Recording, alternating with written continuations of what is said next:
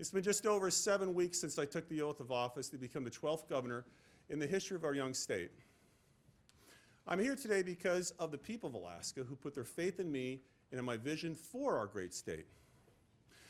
Too often, leaders seem to forget a simple truth. Government gets all of its authority from the people.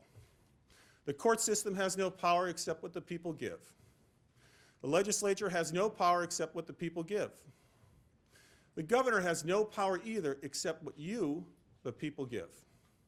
And this evening, as I stand before the people of Alaska, delivering my first State of the State address, I reflect upon where we are as a state, the opportunity before us, and what this point in history means for Alaska.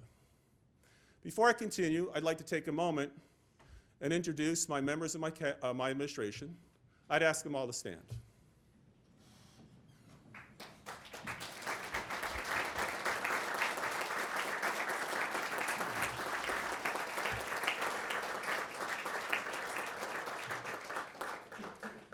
Thank you all very much. And now I'd like to introduce someone who is very special to me, my wife of 31 years, the First Lady, Rose Dunleavy.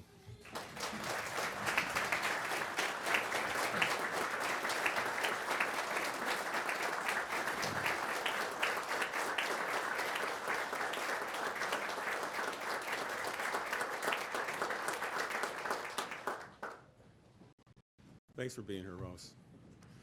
Rose is from Northwest Alaska, and we were married in the wonderful city of Nome. We have 3 independent, free-spirited, and very self-reliant daughters, Maggie, Catherine, and Seal Ann, who all love Alaska as much as we do. Like many Alaskans, I enjoy the outdoors, hunting and fishing, and the boundless adventures and opportunities our great state has to offer. I'm a man who chose education as a career because I love helping kids, and I love learning and teaching.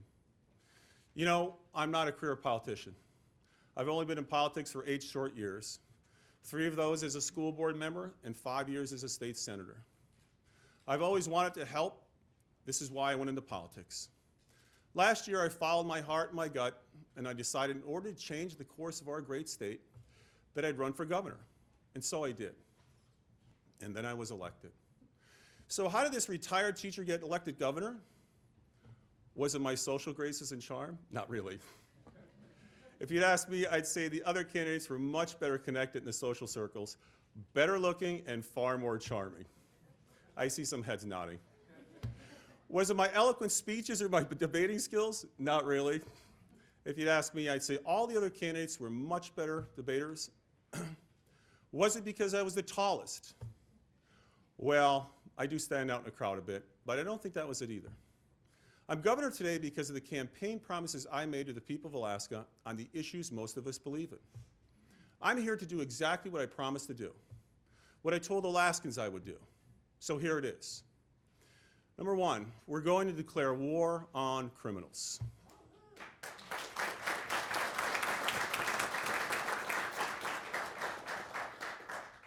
We're going to get our spending in line with our revenue. This has to be done. We're going to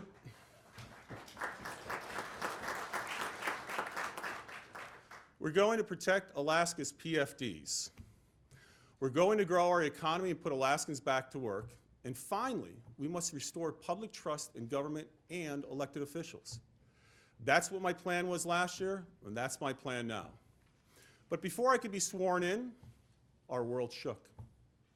As we know, the second most damaging earthquake in Alaska's history struck South Central Alaska on November 30th, 2018, with over $100 million in damages. Within hours of the quake, I was down at the estate's Emergency Operations Center assessing the situation. I want to take a moment and thank Governor Walker for working with my team during this process. Last month, I met with President Trump and had the opportunity to brief him on the earthquake damage and recovery efforts. The President confirmed their strong support, and the congressional delegation and I will work together to hold the federal government to its commitment. This is an example of Alaskans coming together to solve significant problems. We all feel a deep sense of gratitude to the men and women who served as emergency responders. They are Alaskan heroes.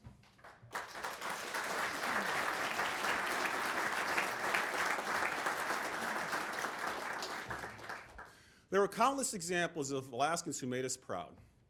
Hospital employees were ready to treat the injured. School teachers kept kids safe and evacuated them from unsafe buildings, and contractors rushed to repair damage to roads and buildings in record time. Neighbors helping neighbors, that's what Alaska is all about. A perfect example of this are two middle schoolers we have with us today, Tor Peterson and Kiana Marquis. For them, it started out like any other day, and then it hit. When they quit, they knew this was serious. Relying on what Tor was taught by his amazing teachers, he immediately sought safety. But he soon realized one of his classmates needed help. Putting his own safety aside, Tor proceeded to do what heroes do. He took immediate action, grabbed hold of Kiana, and led her to the safest part of the room. I would ask Tor and Kiana to please stand at this moment and be recognized.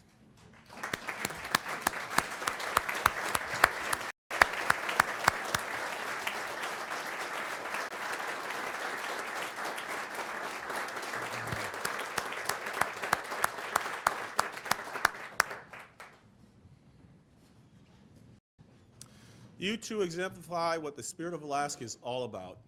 I want to thank you both for reminding us that in a time of crisis, how good all of us can be to each other. That day, Alaskans demonstrated to the world our resiliency. Alaskans were at their finest, a perfect example that together we can overcome anything. That together, we will make our streets safe again. That together, we will build a permanent fiscal plan. That together, we will protect the PFD for generations to come. That together we can grow our economy and put Alaskans back to work. And finally, that together we will restore the trust of the Alaskan people in its government and its elected officials.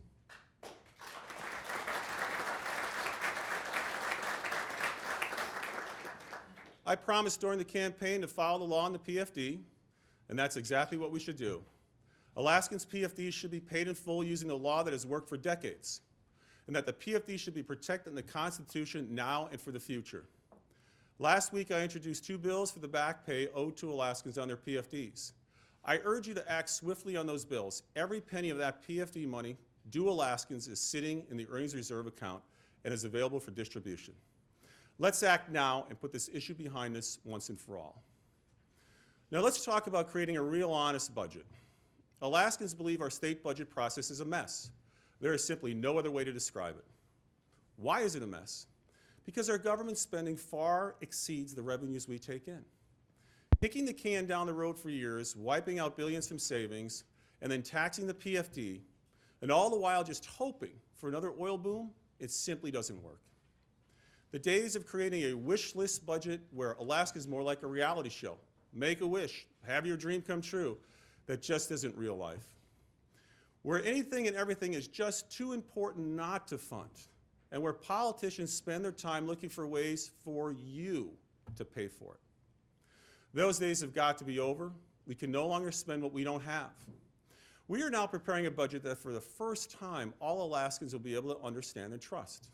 No more games, no more shuffling numbers, just an honest, straightforward look at where we are. While no one person is to blame, Alaskans will quickly see that we've been spending wildly beyond our means for years. Our children and grandchildren deserve better. In order to get a handle on the budget, one of my first administrative orders was to centralize the budget-making functions of all departments under the Office of Management and Budget. My administration will be focused on the basic functions of government while realigning programs and operations to eliminate duplication and prioritize each agency's core mission. My first budget is going to be an honest budget. As I promised the people, we must start from the standpoint that expenditures must equal revenue. We can't go on forever using savings to plug the gap. But that's only part of the solution. In order to address the fiscal issues that have plagued our state for years, we need a permanent fiscal plan. A plan that will put our state on solid footing for decades to come. To be fair, this isn't a new struggle for our state. We've struggled with this before. When Alaska first became flush with oil money from Prudhoe Bay, many were focused on spending as much money as possible. However, there were some in the legislature, even back then, who were concerned about where we were headed. I'd like to take a moment to introduce Dick Randolph from Fairbanks. Dick is a former teacher and insurance agent and retired legislator, who in the late 70s and early 80s had the foresight to understand that the people of Alaska, through constitutional amendments and the initiative process, could help us control our spending and develop a sustainable fiscal plan. Enlightened legislators such as Representative Randolph, trusting the people of Alaska, put forth a number of constitutional amendments, including the permanent fund, to try and bring order to the spending mania. Representative Randolph, please stand.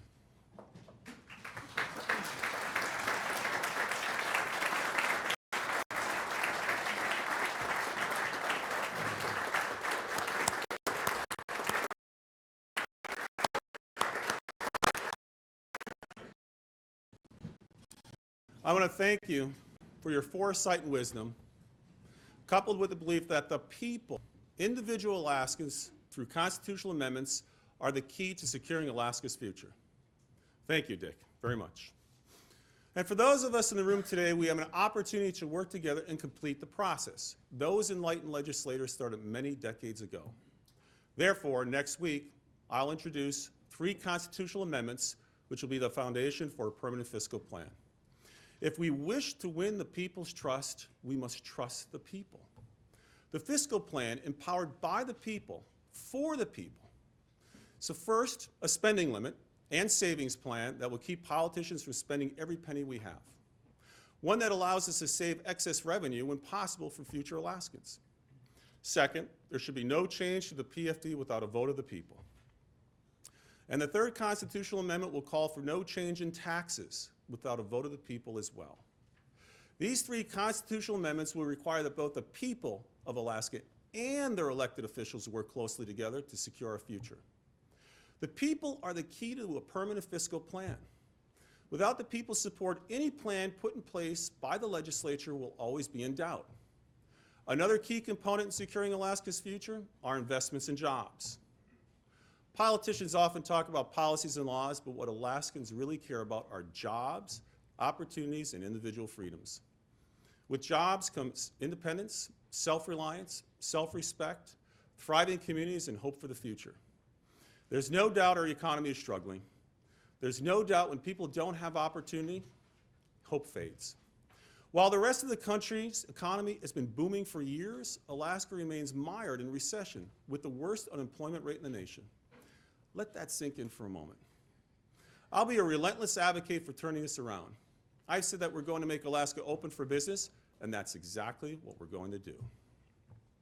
We often talk about diversifying the economy. The irony is, years ago, some would say, Alaska had more of a diversified economy than we do today. We had more Alaskans engaged in commercial fishing, mining, agriculture, and we once had a robust timber industry. However, since Prudhoe Bay came online, we've become more narrowly focused on oil and government programs as the basis for our economy, while neglecting other opportunities that could create more jobs and wealth for our state. For Alaska to fully realize our potential, including our location on the globe, our vast resources, and our unbridled quality of life, we must look to other industries and investment to come to Alaska. As a result, we've put together a team that will market Alaska to the world, a team of experts with backgrounds in finance, marketing, and research that will inform investors, industries, and individuals that Alaska is open for business and we want new business here. That our location on the globe is a distinct advantage. That the 3rd busiest cargo hub in the world is also an advantage to doing business here in Alaska. That our proximity to Asia and Europe is also an advantage. That our quality of life is a distinct advantage as well. Alaska just doesn't have to be a resource state. We have so much more to offer. It's my goal to be able to report to you in the near future about all of the new industries coming to Alaska because of these efforts. For those that have little hope that Alaska can diversify its economy, we need only to look to 2 small Alaskan companies that through good old-fashioned capitalism and entrepreneurship created thriving businesses right here in our state. One of these businesses, Trivarius, is located in Palmer and owned by Hans Vogel. His company was awarded a contract by the Department of Defense for a machine that cleans the decks of the entire U.S. aircraft carrier fleet. These machines are designed, engineered, and manufactured right here in Alaska and shipped all over the world. He does this with no tax credits and no subsidies from the state. I repeat, no tax credits and no subsidies from the state.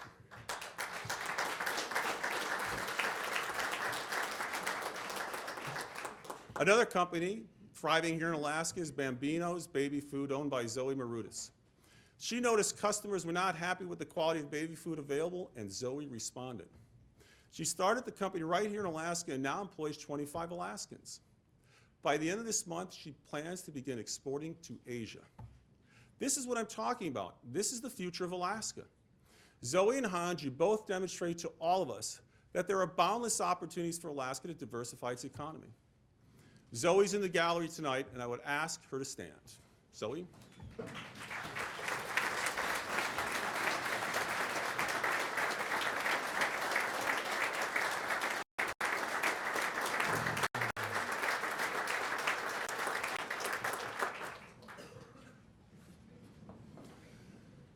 I want to thank Zoe and Hans. Hans couldn't make it. He was diverted to Sitka and ended up going back to Anchorage. We have a bit of a weather problem sometimes here in Alaska. But I want to thank both Zoe and Hans for the example that you've set for Alaska.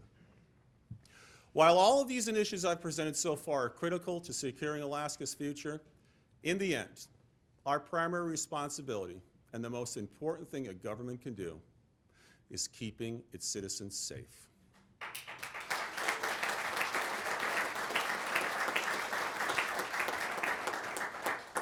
We know crime is out of control.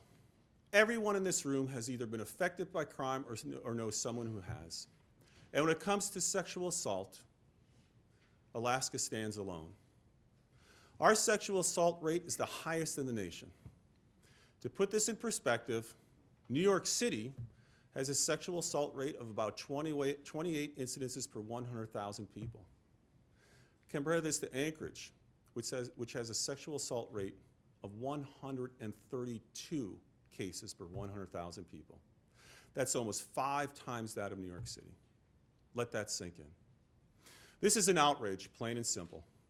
The women and children of Alaska must be made safe, and we have an obligation, all of us in this room, to do everything we possibly can to stop this scourge in Alaska.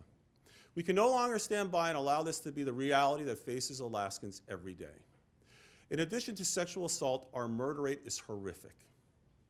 Tonight, I'd like to recognize 2 Alaskan families that know firsthand the personal devastation that comes from violent crime. Edie and Ben Grunwald from Palmer, who lost their son David, and Scotty and Aaliyah Barr from Kotzebue, who lost a daughter and a sister, Ashley. Unfortunately, we all know their tragic stories too well. 2 beautiful young Alaskans taken from their families by individuals who have no regard for human life. Scotty and Aaliyah Barr are here with us tonight. I would ask them both to stand, please.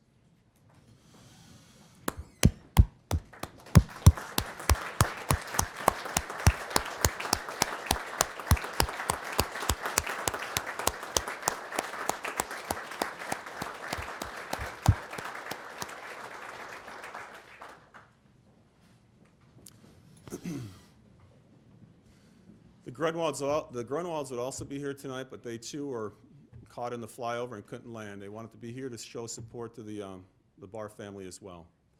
I want to thank you for having the strength to be here tonight. I speak for all of Alaskans here today, every Alaskan. We are heartbroken and mourn with you over this senseless loss. Nobody should have to go through the devastation and pain you've endured. But know this. The loss of Ashley and David has mobilized Alaska. Your loss is going to be the catalyst that will push us forward into a safer Alaska. And I say to you and to everyone, today begins a new day in our state. From this day forward, we will not cater to the criminals and ignore the victims.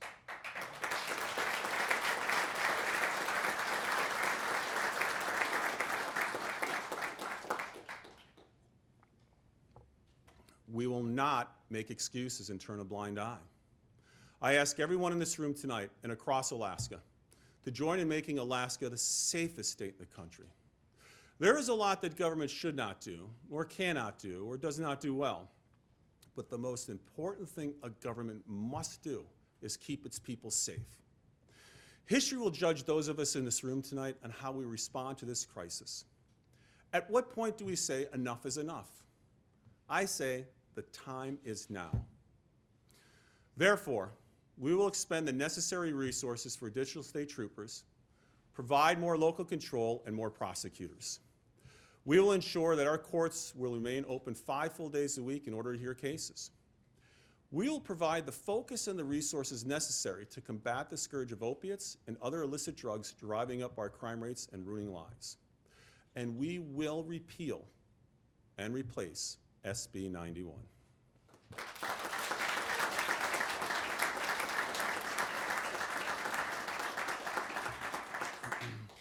A series of bills and initiatives that will be introduced tomorrow will not only roll back SB 91, but will help Alaskans turn the corner to a safer tomorrow.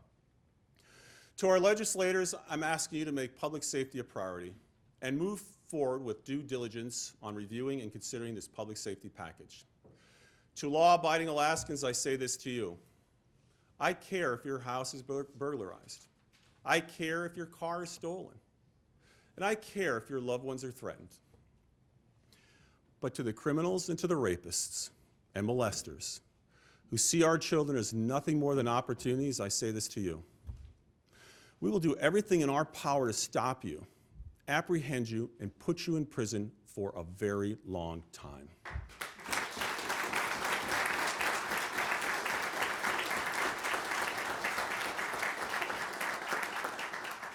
For those Alaskans who have made a mistake and have gotten involved with opiates or other drugs and want help, we are a compassionate people as well. Therefore, as part of our public safety approach, we will provide ways for you to break this habit and get back into society and be productive individuals. But let me be perfectly clear.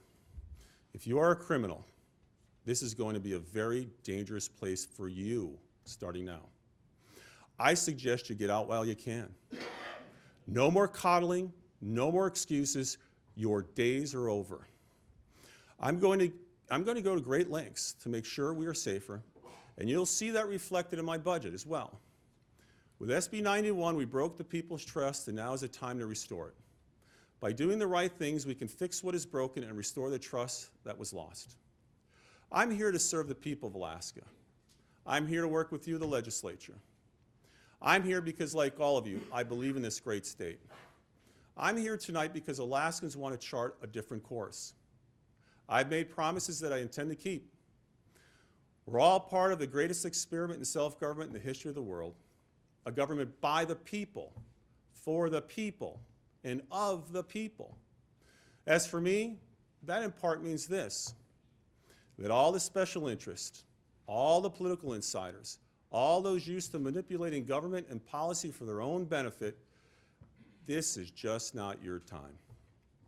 I promise you what I promised during the campaign. Things will be different. Things will be very different. We are tasked with righting the wrongs that have broken the trust of the Alaskan people. And I'll work with all my energy, dedication, and ability to do exactly what I promised you I would do. I look forward to working with each and every one of you in this room. No more of the tired old approaches. We must reduce senseless crime. We must balance our budget. We must protect the PFD. We must grow our economy, put Alaskans back to work. And by doing this, the Alaskan people will once again trust their leaders. Thank you for allowing me to speak to you this evening. God bless you, and God bless the great state of Alaska. Thank you.